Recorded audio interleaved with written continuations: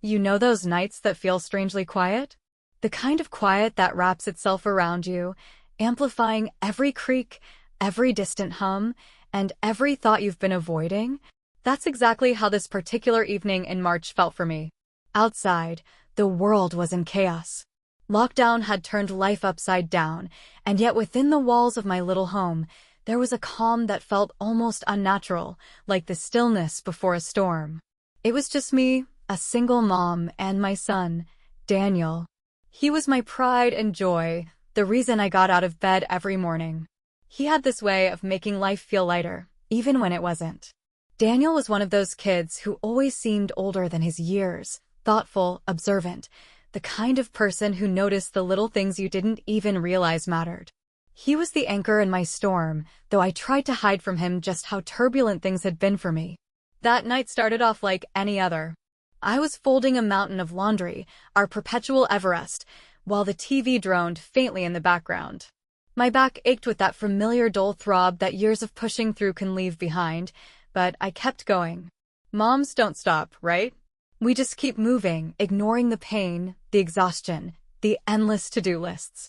But Daniel noticed. He always noticed. "Mom," he said, his voice gentle but insistent, "why don't you take a break?" I laughed it off the way moms do when they're trying to pretend they're fine. "I'm okay, sweetheart. There's just a lot to get done." A classic mom line. He didn't buy it. He gave me that look, part argument, part gentle insistence, the one that made it clear he wasn't going to back down.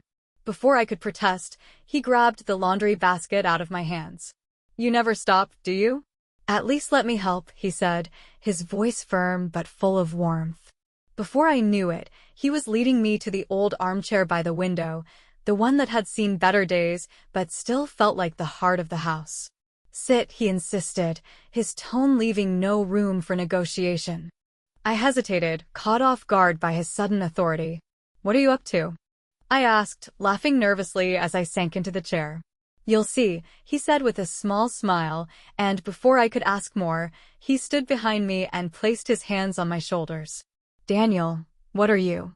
"Just relax," he interrupted, already starting to knead the tension out of my shoulders. "I've got you, Mom." I'll admit, at first, I felt awkward. A teenage boy giving his mom a massage? It felt strange. But then I saw the determination in his eyes, the way he wanted to do something for me. How could I say no to that? So I leaned back and let him work, laughing softly. "Okay, just don't hurt me." He laughed too, and it was a sound I hadn't heard in a while, soft and reassuring, like the kind of laugh that makes you forget how heavy life has been. And then, to my surprise, his hands found a rhythm, and I felt the tension in my back begin to melt away. Here's the thing about moments like these, they sneak up on you. They seem so ordinary on the surface, but something deeper starts stirring underneath. Memories. Feelings. That quiet pull in your chest when you realize the simplest moments are often the most meaningful. "Mom," Daniel said after a while, his voice softer now, almost hesitant, "I've been saving up for something." "For you." I sat up straighter, my curiosity immediately piqued. "For me? What are you talking about?" His hands paused for just a second before he let out a small laugh. "You'll see. But not yet, it's a surprise." Now, let me tell you something about me and surprises. We don't get along. I'm the kind of person who likes to know everything. I need to plan, prepare, anticipate. But there was something in Daniel's tone, something bittersweet, that made me pause. "Daniel," I said playfully, trying to inject a little authority into my tone, "you've got to give me something. A hint. Just one little clue." He grinned, shaking his head. "Nope. Not happening, Mom. You'll just have to wait." I groaned dramatically, leaning back in the chair. "You're killing me here. Is this payback for all the vegetables I made you eat when you were a kid?" That got a laugh out of him, a real, hearty laugh that filled the room and made me forget, just for a moment, how heavy life had been lately. Okay, I said, holding up my hands in surrender. "I'll wait. But just so you know, surprises make me nervous." "You'll like this one," he promised, his smile softening. But even as he said it, there was a look in his eyes, something deeper, something almost wistful. Whatever this was, it wasn't just a gift. It was more than that. I could feel it. Wait a minute, I said, narrowing my eyes at him. Where did you even get the money for this mystery gift? You're not exactly rolling in cash, last time I checked. Daniel chuckled, a hint of pride in his voice. I've been saving my allowance. And I sold a couple of things online. Nothing important, just stuff I wasn't using anymore. My heart swelled. This wasn't just some random gesture. This was my son, my thoughtful, kind, incredible son, going out of his way to do something meaningful for me. But before I could say anything, he added, and don't go snooping around my room trying to find out what it is. You're not ruining this one, Mom. I laughed, throwing up my hands again. Fine, fine. I'll behave. But just so you know, I'm going to be thinking about this all night. Good, he said with a quiet, confident smile. That's kind of the point. And just like that, he went back to massaging my shoulders like nothing had happened. But for me, the moment lingered. It wasn't about the gift. Not really. It was about Daniel's heart, his thoughtfulness, his kindness, and the way he always found a way to remind me that no matter how hard life got, we had each other. Still, I couldn't help but wonder, what was this big mysterious surprise? Whatever it was, I had a feeling it was going to be something I'd never forget. The room settled into a deep, comfortable silence, the faint hum of the TV blending with the sound of Daniel's steady breaths. And that's when it happened. Memories, unbidden and unrelenting, started creeping in. It's funny, isn't it? How the quiet moments, the ones where you finally let yourself slow down, are often the times when the past sneaks up on you. Suddenly, I was back in that kitchen years ago. The memory played out so vividly, it felt like I was watching an old movie I couldn't turn off. My ex-husband's face swam before me, cold and distant, his indifference like a slap in the face. I hadn't gone looking for the betrayal. I trusted him, or maybe I just wanted to believe I could trust him. But the late-night phone calls, the unexplained absences, the scent of someone else's perfume clinging to his clothes, it all became impossible to ignore. When I finally confronted him, he didn't deny it. He didn't even apologize. The pain of that moment hit me like a punch to the gut, sharp and unyielding, as fresh as it had been back then. My breath hitched, and I opened my eyes, desperate to anchor myself in the present. Mom? Daniel's voice broke through, soft and steady, like a lifeline pulling me out of the storm. Are you okay? I hesitated, caught off guard. He'd always been perceptive, but this time it felt like he could see right through me. I'm all right, I said finally, though my voice betrayed me. Just thinking about the past. Daniel's hands paused for a moment before continuing. About Dad, he asked gently, his tone filled with understanding. I didn't answer right away. How could I? He'd been so young when it all happened. I thought I'd done a good job shielding Daniel from the worst of it. I'd convinced myself that he was too young to understand the full weight of what had happened. But now, hearing the certainty in his voice, I realized how much he must have grasped even back then. Sometimes, I admitted, my voice quieter than I intended, it's hard not to think about it. Daniel's hands stilled, resting lightly on my shoulders, the warmth of his touch grounding me. For a long moment, neither of us spoke. Then, when he finally broke the silence, his voice carried a quiet intensity that caught me off guard. You didn't deserve what he did to you, Mom. None of it was your fault. His words hit me like a wave, cutting through years of guilt and self-doubt. For so long, I'd carried the weight of that betrayal, questioning what I could have done differently. Could I have prevented it? Could I have seen it coming? Even after all these years, a part of me hadn't let it go. I know, I said after a long pause, my voice trembling slightly. But knowing it and feeling it are two different things. Daniel didn't respond immediately, but the steady pressure of his hands on my shoulders said enough. It was as though he was anchoring me in the present, reminding me that I wasn't alone anymore. You're stronger than you think, Mom, he said softly. You've taught me so much about what love is supposed to be. Even after everything, you've never let the past make you bitter. That's something I admire about you. His words brought tears to my eyes, and I blinked them away quickly, not wanting him to see. Vulnerability wasn't something I allowed myself often, not even with Daniel. But in that moment, I couldn't help but feel overwhelmed by a mixture of gratitude and sorrow. Gratitude for the bond we shared, and sorrow for the years I'd spent carrying this pain alone. "Thank you, Daniel," I said quietly, my voice thick with emotion. "You don't know how much that means to me." We sat in silence for a while after that, the weight of the conversation lingering in the air. But it wasn't a heavy weight. It felt lighter, like something healing. As Daniel's hands moved across my back again, my thoughts drifted to all the years I'd spent trying to protect him, to be stronger for him, even when I didn't feel strong myself. And yet, here he was, reminding me of the good, the love, and the resilience we'd both managed to hold on to despite everything. "Mom," he said after a while, his voice softer this time. "I just want you to know, you don't have to carry it all by yourself. I'm here. I'll always be here." His words wrapped around my heart like a warm embrace. I reached back and lightly touched his hand, a silent gesture of acknowledgement. "Thank you, sweetheart," I whispered. In that quiet moment, something shifted, not just in my body, but in my heart. It felt as though a door I'd kept locked for years had finally opened, letting in light where there had only been shadows. For the first time in a long time, I allowed myself to truly breathe. But then, out of nowhere, Daniel's hands stilled. I could feel the hesitation in his touch, the way he was holding something back. "Mom," he began, his voice unusually careful, "there's something else I need to tell you." I straightened slightly, my heart skipping a beat. "What is it, sweetheart?" He exhaled deeply, as if bracing himself. Then, he reached into his hoodie pocket and pulled out something old and crumpled.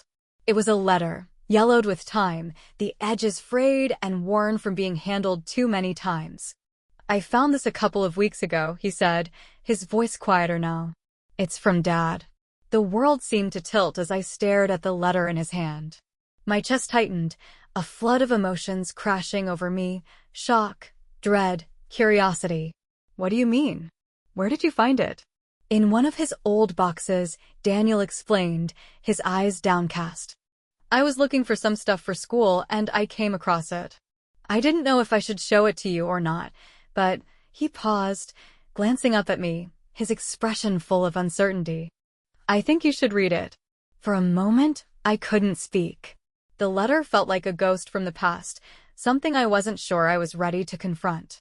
But Daniel's eyes held mine, steady and filled with quiet strength. He was giving me a choice, to face this or let it remain buried. With trembling hands, I took the letter from him and unfolded it. The handwriting was unmistakably his, my ex-husband's. It was uneven, rushed, as if he'd written it in a hurry. "Did you read it?" I asked softly. Daniel shook his head. "No. I thought it should be your choice." That hit me harder than I expected.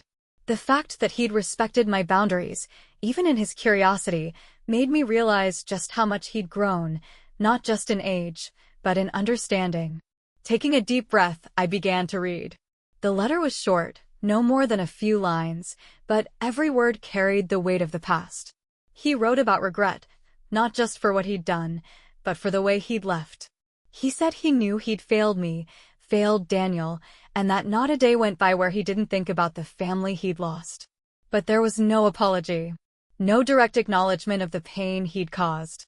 Just a vague sense of sorrow wrapped in words that felt more like a confession than a plea for forgiveness. When I finished reading, my hands were shaking. I folded the letter carefully, placing it on my lap. For a long moment, I just sat there, staring at it, unsure of what to feel. "Mom?" Daniel's voice was tentative, pulling me back to the present. I looked at him, my eyes meeting his. It's a lot," I admitted, my voice trembling. "I'm not sure what to think." He nodded, as if he understood completely. "I didn't know if it would help or just make things harder. But I thought you should have it." I reached out and placed a hand on his cheek, my voice trembling with emotion. "Thank you, Daniel, for being brave enough to show me. And for giving me the choice." He leaned into my touch, his expression softening. "I just want you to know, Mom, no matter what's in that letter, it doesn't change anything for me. You're the one who's been there for me. You're the one who's made my life what it is. Tears welled up in my eyes, and I blinked them away quickly. "You've given me more than I ever could have asked for, Daniel," I said, my voice thick with emotion. "You're the reason I've made it this far." The letter lay between us, a fragile link to a past we'd both tried to move on from. But as I looked at my son, his strength, his compassion shining through in a way that took my breath away, I realized something. The letter didn't hold power over us. Not anymore. We'd built something stronger. Something unshakable. "Mom," Daniel said softly, breaking through my thoughts. "What are you going to do with it?" I looked down at the letter one last time, then back at him. "I think I'll keep it," I said, my voice steady now. "Not because it changes anything, but because it reminds me how far we've come." Daniel smiled, a small, quiet smile that held all the understanding in the world. "Yeah," he said. "We've come a long way, haven't we?" And in that moment, with the past sitting quietly in my lap and the future shining brightly in my son's eyes, I knew he was right. We had come a long way. And we weren't done yet. I hadn't seen that smile on Daniel's face since he was a little boy, the kind of smile that lights up a room, that makes you feel like whatever is coming next will be unforgettable. It wasn't just excitement in his expression, it was pride, anticipation, and something deeper. "Close your eyes," he said, his tone playful yet insistent. "Daniel," I started, half laughing, half protesting, "what are you up to now?"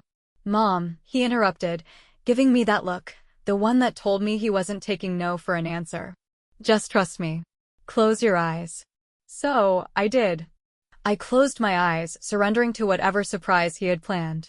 For a moment, the quiet in the room felt almost electric, charged with a sense of anticipation.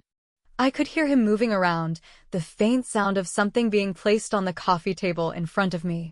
"Okay," he said, his voice brimming with excitement. "You can open them now." When I opened my eyes, my breath caught in my throat. Sitting on the table in front of me was a small, beautifully wrapped box. The wrapping paper was slightly wrinkled, the bow a little crooked, but that only made it more perfect. My heart swelled as I looked up at Daniel, my eyes already stinging with unshed tears. "This," he said softly, his voice gentler now, "is what I've been saving for. It's not much, but I wanted to do something for you. Something that's just for you." Tears prickled at the corners of my eyes as I reached out to pick up the box, my fingers trembling slightly. "Daniel, you didn't have to," I began, my voice faltering. "I wanted to," he interrupted firmly, cutting me off before I could finish. "You're always doing everything for me, Mom. You never stop. You never ask for anything for yourself. You deserve something that's just for you." I carefully unwrapped the box, the paper crinkling under my fingers as I peeled it away. Inside was a delicate silver bracelet, simple yet stunning. Its design was elegant, timeless, with a small charm in the shape of a heart. As I turned it over in my hands, I noticed the engraving on the heart, "You're my anchor." I stared at the bracelet, my vision blurring as tears began to spill over. "Daniel," I whispered, my voice breaking. It's beautiful." He shifted awkwardly, rubbing the back of his neck like he always did when he wasn't sure how to handle something emotional. He started, then hesitated before continuing, his voice thick with feeling. "I know things haven't always been easy, and I know you don't let yourself take breaks or do anything for yourself. So, I thought maybe this could remind you that you're not alone, that I see everything you do for me, and that I'll always be here for you." I couldn't stop the tears now. They spilled freely as I looked at my son, the thoughtful, kind, incredible young man he'd become. I reached out and pulled him into a hug, holding him as tightly as I could. "Thank you," I said, my voice trembling. "Thank you for this. And for being you." He hugged me back just as tightly, his voice quiet but full of emotion. "I love you, Mom," he said. "More than anything." In that moment, the bracelet wasn't just a gift. It was a symbol, a reminder of the bond we shared, the love that had carried us through every storm. It was a small, tangible piece of the strength and gratitude we'd built together over the years. As we pulled back from the hug, Daniel's playful side returned. He grinned at me, that mischievous glint back in his eyes. "You'd better wear that every day," he teased, "or I'm taking it back." I laughed through my tears, shaking my head. Don't worry. I'm never taking it off. We sat together for a while after that, the bracelet gleaming softly in the warm light of the room. For the first time in a long time, I felt lighter. The past still lingered, but it didn't feel as heavy anymore. Because in that moment, with Daniel by my side, I knew we could face anything together. The room was quiet again, but it wasn't the heavy silence of pain or regret. It was the kind of quiet that feels full of understanding, full of love, and, most importantly, full of peace. I glanced down at the bracelet on my wrist, running my fingers over the tiny engraved words, "You're my anchor." In that moment, I realized something. The storms of the past, the betrayal, the heartbreak, the struggles, they had shaped me, yes, but they didn't define me. What defined me was sitting right here beside me. Daniel. My son. My strength. My constant. I reached over and placed my hand on his, squeezing it gently. Daniel, I said, my voice steady now, thank you. Not just for this, but for everything. For being the person you are. For reminding me that I'm never alone. He smiled at me then, his warm, genuine smile that seemed to light up the whole room. You don't have to thank me, Mom, he said softly. You've given me everything I needed to be the person I am today. This is just my way of giving back. I nodded, my heart swelling with pride and gratitude. For so long, I'd carried the weight of the past alone, or so I'd thought. But now, I saw it differently. Daniel had been carrying it with me all along, even when he was too young to understand the full extent of it. My eyes drifted to the folded letter on the table. It still felt like a ghost from another life, a piece of a story I wasn't sure I wanted to revisit. But instead of the dread I'd felt earlier, there was something else now. A sense of closure. I think I know what to do with this, I said, picking up the letter. Daniel tilted his head, curious but not pressing. I'm going to keep it, I continued. Not because it holds power over me, but because it reminds me of how far we've come. It's a part of our story, but it's not the story. This, I gestured between us, the bracelet catching the light. This is the real story. Daniel nodded, his expression thoughtful. That sounds right, he said. I stood, feeling lighter than I had in years. Now, I said, a playful edge returning to my voice, how about we make some tea? And maybe some of those cookies you like so much. Daniel laughed, standing up with me. You mean your cookies? The ones you pretend are for me, but you always eat half of. I gave him a mock-offended look. Excuse me, I only eat a quarter. Half is an exaggeration. As we moved into the kitchen, the sound of our laughter filled the house. It wasn't just the sound of joy, it was the sound of healing, of moving forward, of letting go of what no longer served us. That night, as I lay in bed, the bracelet still warm against my wrist, I thought about everything Daniel had said. About love, resilience, and the strength it takes to keep going. And I realized that the pain of the past, while it had shaped me, didn't define me. What defined me was the bond we'd built. The love that had carried us through every challenge. And no matter what the future held, I knew one thing for certain, we'd face it together.